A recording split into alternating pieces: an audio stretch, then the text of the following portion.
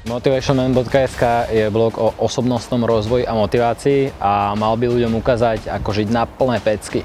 Zaujímal som sa o online marketing strašidelne moc, čítal som si o tom veľa, učil som sa to a jediné, čo mi chýbalo, boli nejaké skúsenosti praktické, tak som sa rozhodol, že spravím niečo preto.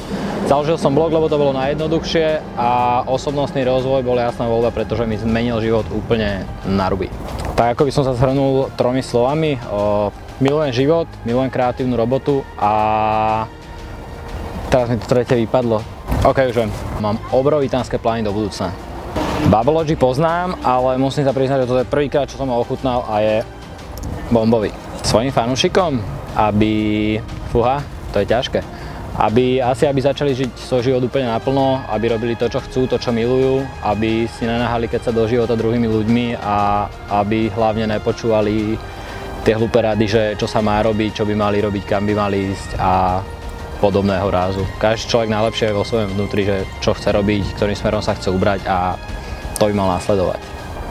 Ono asi taký najvýraznejší nie je vôbec žiadny, ale dostáva sa mi strašne veľkej pozitívnej spätnej väzby. Ľudia mi píšu, komentujú, lajkujú jak zbesili a úplne sa...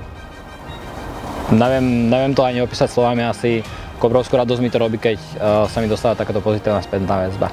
Príchuť čaju je veľmi exotická a je fajn, nemôžem sa sťažovať.